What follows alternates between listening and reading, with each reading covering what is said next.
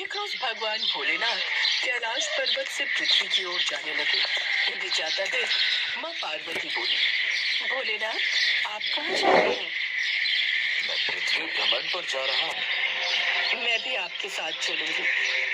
लेकिन देवी, आप चलकर क्या करेंगे? वो मैं नहीं जानती, बस मुझे भी आपके साथ जाना है। देवी पार्वती नहीं मानी और वो भी उनके साथ चली गई। घूमते घूमते पार्वती जी को भूख लगने लगी। वो महादेव से बोली, महादेव मुझे भूख लगी है, मुझे खीर खांड का भोजन करना है। ये सुनकर वो थोड़े आगे आए। उन दोनों ने आम इंसान का वेश ले लिया। शिव जी ने एक बड़े से घर का दरवाजा खटखटाया, जहाँ से एक सेठानी बाहर निकली। कहिए क्या चाहिए? हमें खीर खांड का भोजन करना है। खीर खांड का भोजन करना है तो अपने घर जाकर खाओ, मेरे यहाँ क्यों मांगने चले आए? यहाँ क्या मैंने कोई भंडारा खोला हुआ है? ये कहकर सेठानी ने दरवाजा बंद कर दिया। कुछ आगे चलने पर उन्हें एक गरीब बुढ़िया मिली। उसने पूछा, बताइए महाराज, आपको क्या चाहिए? हमें खीर और खांड का भोजन करना है। अच्छा अच्छा, आप भीतर आइए और बैठ जाइए।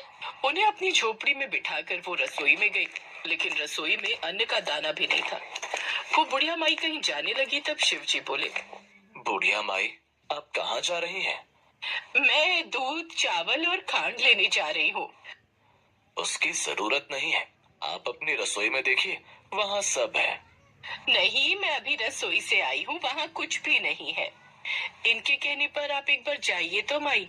बुढ़िया माई वापस से रसोई में गई, जहाँ सब सामान था। ये देख बुढ़िया माई हैरान रह गई।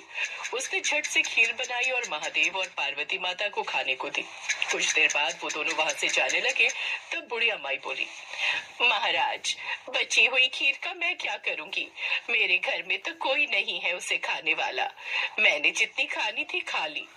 ये सुनकर महादेव बोले, माई, अपनी आंखें बंद करो। बुढ़िया माई ने अपनी आंखें बंद कर ली। कुछ देर बाद अब अपनी आंखें खोल लो। जैसे बुढ़िया माई ने आंखें खोली, अंदर उसके बेटा बहू और पोते पोती थे। ये देख वो बड़ी खुश हुई, लेकिन फिर उदास होकर बोली, महाराज, मेरा घर तो एक छोटी सी झोपड़ी है, फिर मैं अपने परिवार को कहाँ रखूंगी? महादेव ने जाते जाते उस झोपड़ी को एक लात मारी और वो झोपड़ी बड़े महल में बदल गई। ये देख बुढ़िया माई हैरान रह गई। वो बोली, कौन है आप और ये सब चमत्कार? आप जरूर कोई दिव्य शक्ति है, मुझे दर्शन दो प्रभु, हे माता।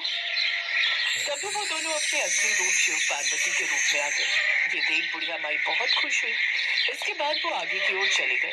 अब बची हुई खीर उसने अपने आस पड़ोस में शिव पार्वती का प्रसाद समझकर सब में बांटी। जब वो सेठानी के घर पहुंची तो उसका घर झोपड़ी बन चुका था। तो उसने उस बुढ़िया से पूछा, तेरे घर ये खीर कहाँ से आई? तेरे तो खुद ही खाने के लाले पड़े हैं। मेरे यहाँ पार्वती माता और शिव जी आए थे, उन्होंने ही मुझे ये सब दिया है। और तेरा घर इतना बड़ा महल जैसा कैसे बन गया?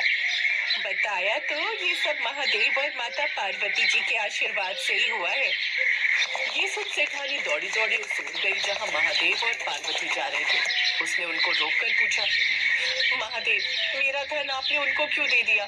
तब महादेव बोले, मैंने तो ना उठाया ना दिया, उसने हाँ की इसलिए उसकी हाँ हो गई, और तूने ना की तो तेरी ना हो गई। महाराज कुछ तो करो।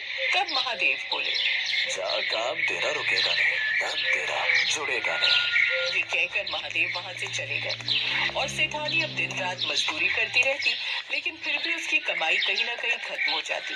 उधर बुढ़िया माई, जिसके पास आज तक कुछ नहीं था, वो अपनी नेकी के कारण अब काफी अमीर हो गई थी और उसके पास उसका भरा पूरा परिवार भी था, जिसके साथ वो खुशी खुशी रहने लगी।